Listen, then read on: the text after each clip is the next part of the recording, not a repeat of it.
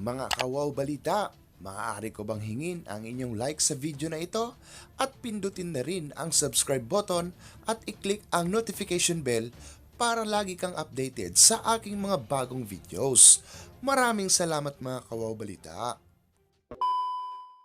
Next step yan ni Torres. Dapat dadalhin niya sa competent National Judicial Authority. Ano ang sinagot dito ng ICC? ng ICC at ng Ambassador ng Pilipinas. ICC na ang sumagot nito. Do not know. Ano mga pulis, mga sundalo? Loyal pa ba kayo sa Constitution? Gusto ko lang ipaalala sa inyo na ang sinuko nyo sa mga banyaga ay Pilipino. Okay? Sinuko nyo, ibinigay ninyo sa banyaga. Okay? Kakaiba ito. Ngayon, kung nagtataka kayo kung bakit ang Wakanda ay nagagalit, dahil ang mga Mindanaoans po, ito po ay matagal po itong naging independent. Hindi ba? Tama ako, Wakanda. Matagal naging independent yung Mindanao. Yung mga taga-Sulu, Maguindanao. Okay? At alam nila kung paano ibigay sa banyaga. Alam yan ng mga taga-Mindanao. Dahil yung mga taga-Mindanao, ibinigay sila sa mga banyaga. Tama? Basahin yung history. Kaya yung taga-Wakanda, alam nyo, hindi nyo yan magugoyo, yung mga taga-Mindanao. Hindi ba? Kaya, Wakanda forever. Wakanda forever tayo, lalo na si, Black Panther. Inaapi nila si Black Panther, Wakanda forever. Okay. Ano na tayo? Ang ipipresent ko po sa inyo ngayon ay ang tinatawag na information on the surrender and transfer. Ito yung pinifill upan sa ICC pag may sinurrender na. So, pinifill upan ito ng sino ba nag-fill up dito? Pinifill upan ito ng sino ba signatory? Ito ay pinifill upan ng ICC representatives. Tapos, meron pang signature ito ng representative ng Philippines at ang representative ng Philippines nito ay ang ambassador natin. Ang ambassador natin sa Netherlands. Okay, ambassador natin sa Netherlands. Kaya, hindi nyo na kami maluloko. Hindi na kami magpapaloko dahil ano ba? Ilang beses tayo ginudol? Paulit-ulit na lang. Ano ba tayo? Meron ba tayong battered wife syndrome? Okay. I-recap lang natin ang nangyari. I-recap lang natin ang nangyari. Naalala nyo na, nung diniscuss ko ang Article 59. Hindi ba? Ako muna nag-discuss niya, wag na kayong magloko-lokohan dyan. Mainstream media, yung mga expert na ini-interview. Ako ang unang nag-discuss. Pumutok ang nag-viral ang video ko, 1 million in a day. Can you imagine? 1 million in a day. So, naloka kayo. Ngayon, kung ano-ano na ang pinagsasabi nila, dahil nga, paano mo nga naman mapipigilan? Tama ako. I am 100% correct. Okay? Ngayon, etong si Claire Castro, pagkatapos nun, may sinabi siya. Sinabi niya, former President Rodrigo Duterte will have to face a local court in the Netherlands before being brought to the International Criminal Court. Bakit daw siya dadalhin sa harapan ng korte ng Netherlands? Dahil daw, yun daw korte ng Netherlands ang mag-a-assess kung tama daw ang pag-aaresto dyan sa Pilipinas. Ano na, Ating Claire? Ating Claire, ganun ba nangyari? Ito naman GMA News, asan na? Ba't hindi nyo sabihin fake news si Claire? Ayaw nyo masabi. Bakit? Nasa payroll? Alam namin, nakalakaran yung media, no? Tigilan nyo kami. Okay. Kiss, hindi na nangyari. So, si Ating Claire, Hindi niya na malaman kung paano aayusin ang mga buhol-buhol ba? Kung ano pinagsasabi ngayon. At yung Claire, kung nagsasabi ka ng totoo, hindi mo na kailangan magpabalit-balit ng utak. Ito naman si ating Claire. Tapos, hindi na sila magkanda-ugaga. Okay, dahil hindi na nila mas malusutan yung sinabi ko. Ito namang si Guaping, si Asik Nico Clavano, na spokesperson ng Department of Justice, sabi nila, biglang sila lang naging competent judicial authority sa Pilipinas. Hindi ba? Di ba parang, natulog lang kami, kayo na yung competent judicial authority? Parang, and this is an admission of usurpation of authority. Spokesperson ka eh. Tapos ang nag-post pa nito, Philippine Information Agency, ibig sabihin state-controlled press. So, hindi ito fake news. Sinabi mo yun, an admission of usurpation of authority. So, in normal situations, usurpation of authority ito. Dapat magagalit dito ang korte. No? This is a violation of the Constitution. Pero dahil hindi na tayo normal situation, pwede ito. Diba? Ano na tayo? Nasa bangag times.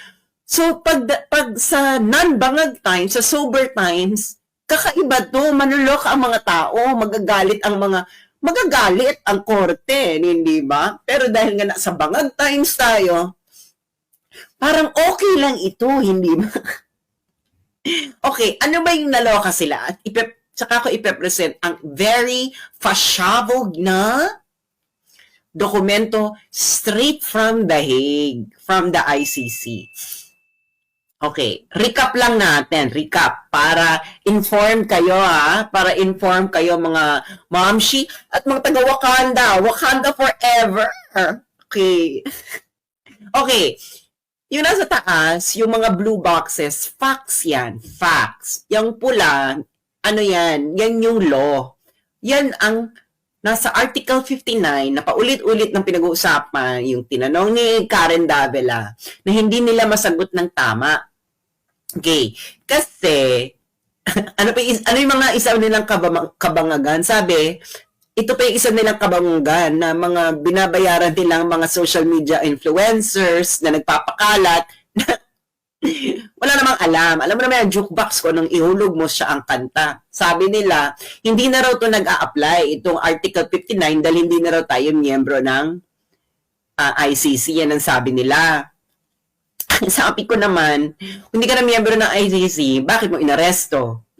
Pwede ba yun yung warrant applicable? Pero yung serving ng warrant, ayon dun sa batas nung nagbigay ng warrant, hindi na applicable. Ano ba to? You cannot choose things based on your feelings. Okay, ito ang procedure. Tanongin ito sa mga lawyer na kakilala nyo. Ang procedural justice po, largely, check yan. Pag may isa ka dyan hindi na-check, ay, lagot ka. Mayroong deficiency sa procedural justice. Okay? Okay? Parang checklist lang yan. Para ka lang nagsha-shopping yan. Nagawa ba to? Check. Ito ba nagawa ito? Check. Isa lang dyan ang hindi mo nagawa. Meron ka ng flaw sa procedural justice. Okay? Yun ang first cut analysis. Of course, merong substantive. Hindi ba? Hindi po pwedeng nagawa, pero hindi naman substantive yung pagkakagawa. Mali din yon. Okay? Procedural justice flaw din yon. Okay.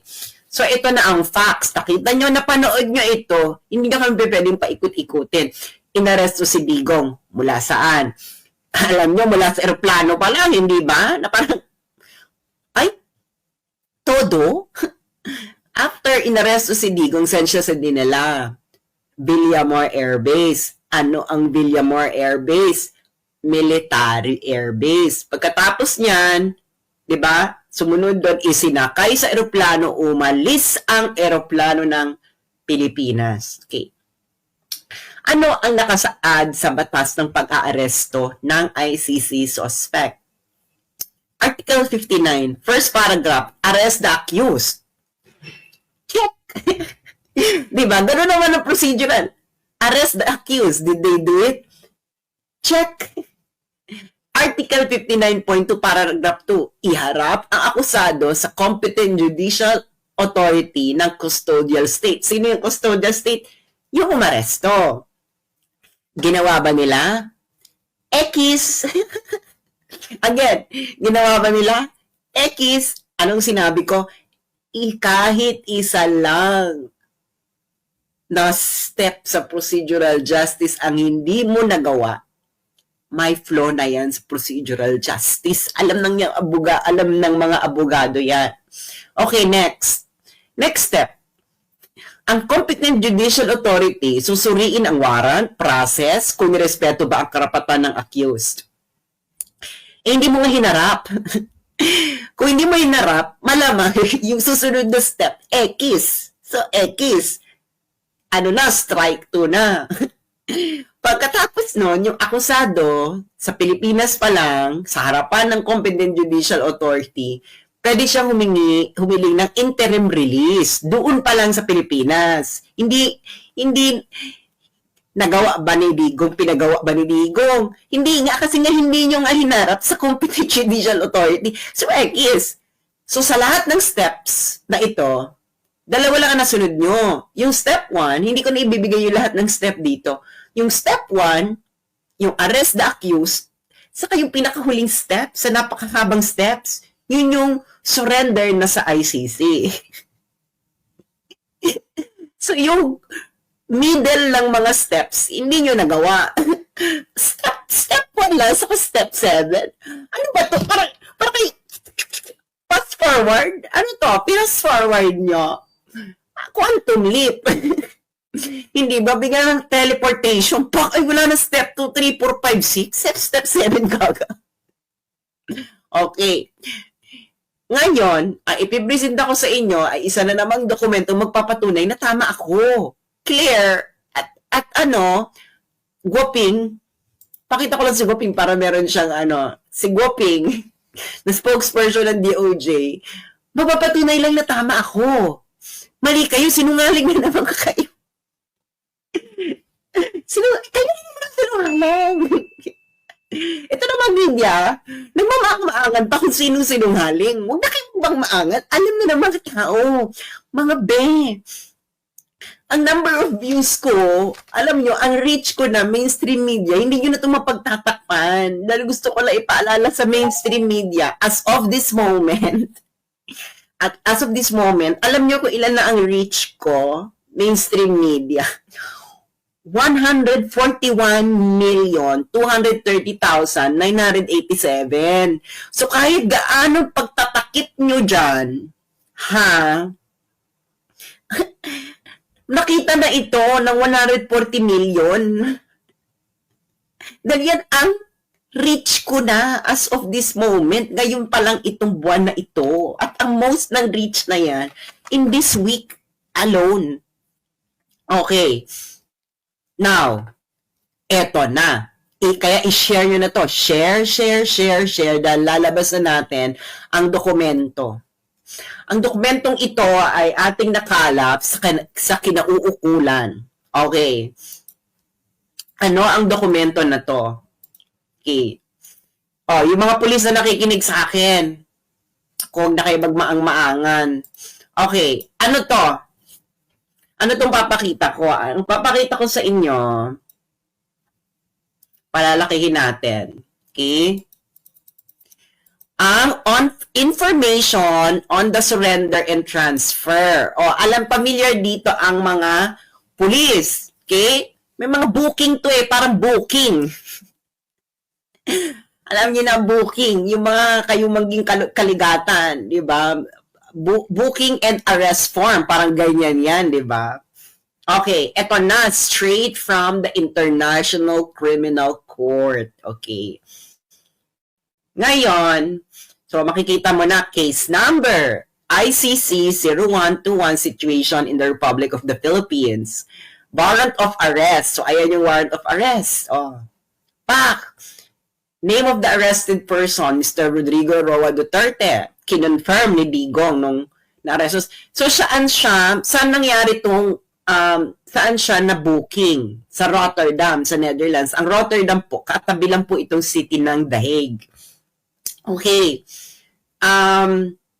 So, ang ICC representatives na nandoon, na pinipirmahan ito, ay ang head of the Judicial Cooperation Unit, Judicial Cooperation Support Section. Okay. Now, sino ang representative ng Pilipinas nang ito ay fill-upan? Ang ambassador ng Pilipinas sa Netherlands na si Ambassador Marcos Lakinalaw. Lakinalaw ba to? Lakinalaw. Ayan. Okay, ang sabi dito, ito ay to be completed prior to the surrender. Ibig sabihin, bago to dalhin mismo sa detention facility ng ICC, pipil upan ito. Okay, ano ang mga check ba? Check. I-check, lalagyan ng check dito. Okay. Okay. Eto. Kasi importante ito. Okay? Okay. First, na dapat ma-answer ng yes or no. O, Quadcom. May di kayo sa yes or no, di ba? Assistance of the interpreter during the surrender procedure. Yes or no? Not applicable. Kasi marunong na mo mag-English si Digong. So, not applicable. Okay. So, hindi kailangan bigyan ng interpreter. Okay. Eto na.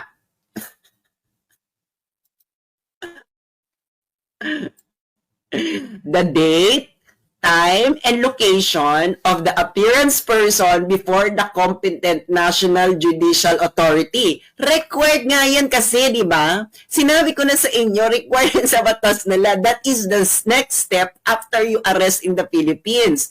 Next step yan ni Torres. Dapat dadalhin niya sa competent National Judicial Authority. Ano ang sinagot dito ng ICC? ng ICC at ng Ambassador ng Pilipinas.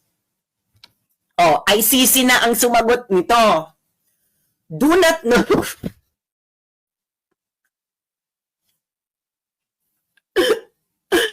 Ano mga pulis, mga sundalo?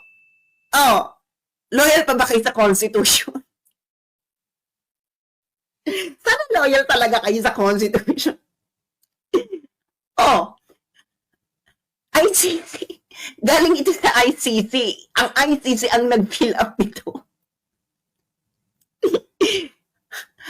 Kangaroo court kayo. Kaya sinasabi ko sa inyo, yung ICC na yan,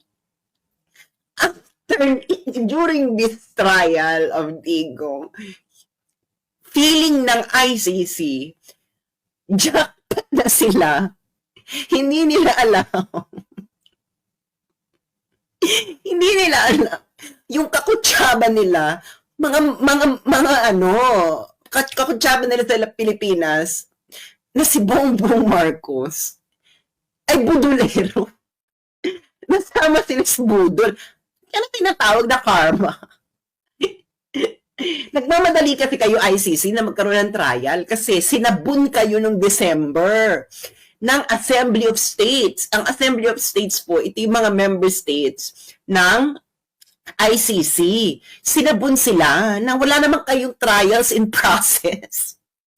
Tapos agad-agad silang nag-request ng warrant. Oh, ito namang gobyerno ni Marcos, at na matanggal si Duterte sa Pilipinas, na shortcut na lahat. And do you really think that this will be taken well by the majority of the people of the world? May batas kayo, hindi nyo sinunod. Ulitin ko para sa kaalaman ng lahat kung ano ang dokumentong ito. Ang dokumentong ito ay galing mismo sa ICC. Ito ang tinatawag na information on the surrender and transfer. Okay? Kasi ito yung checklist kung nasunod yung mga procedures. Ngayon, kita mo, procedural details during surrender to the court of the arrested person. Diba? O, sa harap. So, pipil upan to bago mo to dalhin ng detention center ng ICC. Okay. So, diba? Procedural details eh. Sabi ko sa inyo para yan checklist. Assistance of the interpreter. Yes or no, not applicable. Kita mo ba kasinungalingan dito? The date, time, and location of the appearance of the arrested person do not know. Hindi nila alam ang date, time, at location ng competent National Judicial Authority kung saan umappear si Digong. Pati yung ambassador. Nada. Wala silang alam. Mahirap kasing maglagay. Mabuti na lang itong ambassador natin sa Netherlands ay hindi gumawa ng kamalian, kundi perjury ka, day. Perjury ka, day, kung mag-invento ka dyan.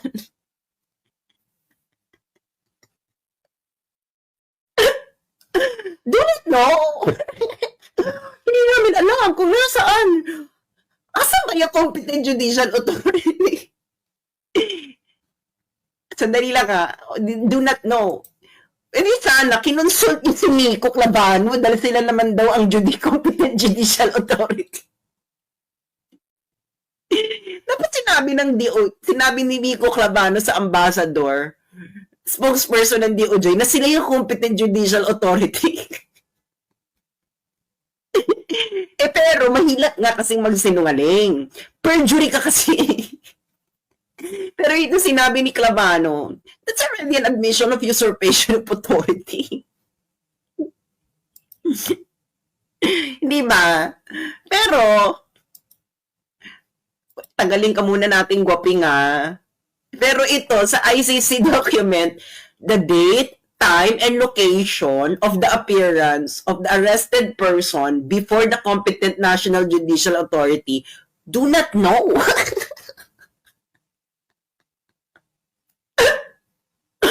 ICC document po ito.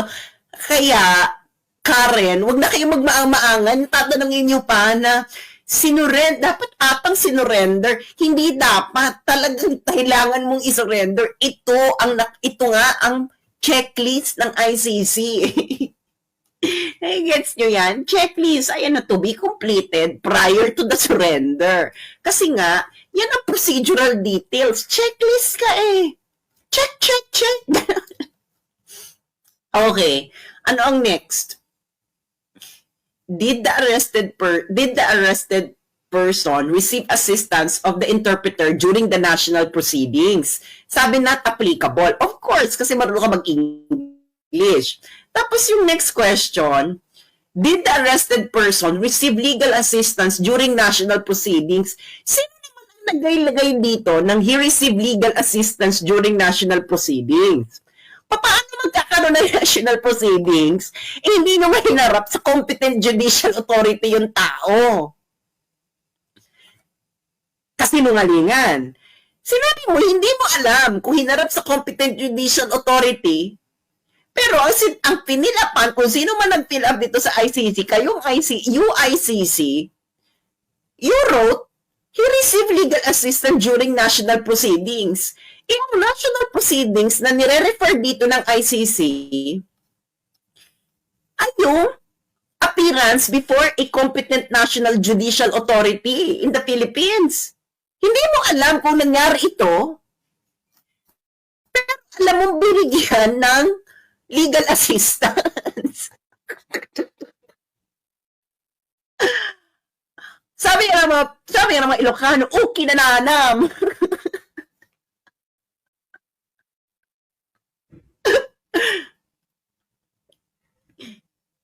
Pwede ba yun?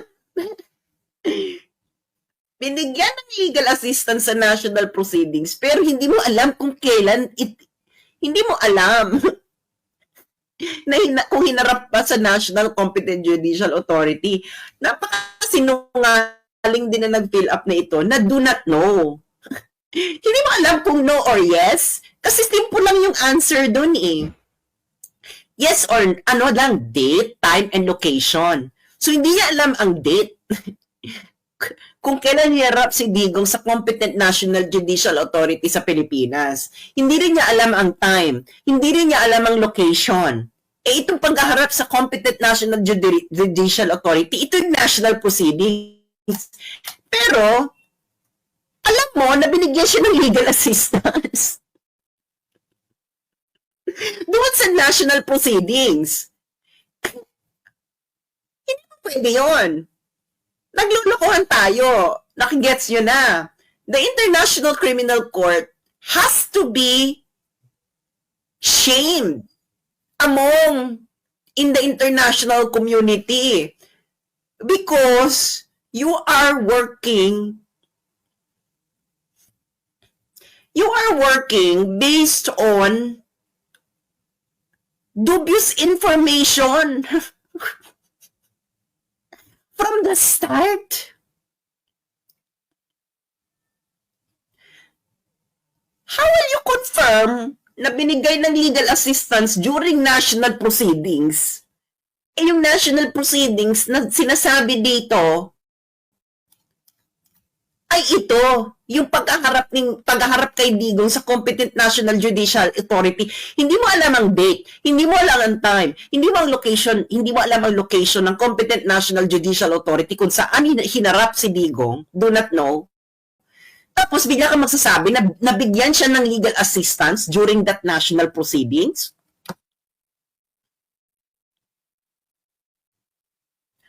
Hala, uy, goy. Hala, uy, doy. Uki na nanam. Ang Ilocano, itong tinatawag na uki na nanam. Puksaan tayo nito. Okay? Tama ako, mga friends? Napakasimple, di ba? Hindi. Alam nyo, hindi natin, malalaman nyo kapag pinaiikot-ikot ang utak nyo, paiba-iba. Walang direction. No flow. Okay? Parang si Claire Castro, kung ano-ano pinagsasabi. Claire, para kang taya sa Dr. Quack-Quack ngayon. Alam niyo yung larang Dr. Quack-Quack, di ba? Kung mga elitista kayo, malamang hindi nyo alam. Yung taya, di ba? Ang gagawin niya, iaantanggal niya yung buhol. Alala niyo yun, yung mga hindi taya, ang gagawin nila, isusuot-suot nila yung mga sarili nila kung saan butas, ganyan. Tapos yung taya, ang gagawin niya, i-fix niya yung pagkakabulbol. Itong si Claire, para siyang taya, yung taya sa Dr. Quack-Quack. Ina-attempt ni Claire na i-fix ang pagkabulbol ng lahat. Pero remember, Claire Castro, alam to namin, dahil naglaro kami ng Dr. Quack-Quack nung kabataan namin, pag nagkamali ang taya sa Dr. Quack-Quack, sa pag-ayos ng buhol, may napipilayan. Kaya napaka-dangerous na laro yan, Dr. Quack-Quack, di ba, nung kabataan natin. Naalala nyo yan? Di ba? Ayun, thank you sa aking mga Ilocanong viewers. Ano to? Nalpasin apo, uki na nana.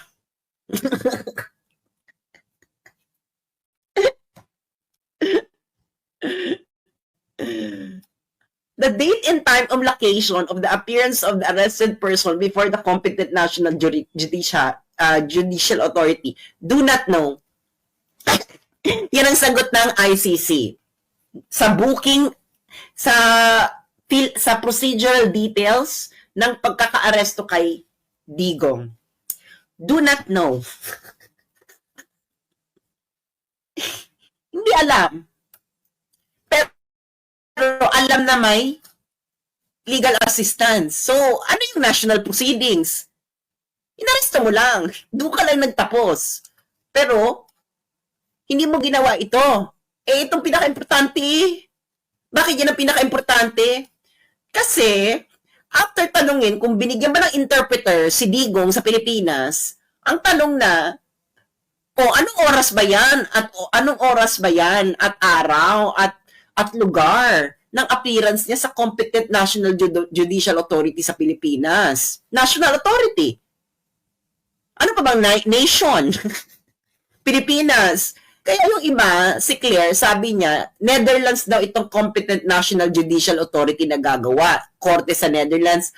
Ateng, nalpasan, apo, kininana. Mali ka, girl. Sinabi ko na sa'yo,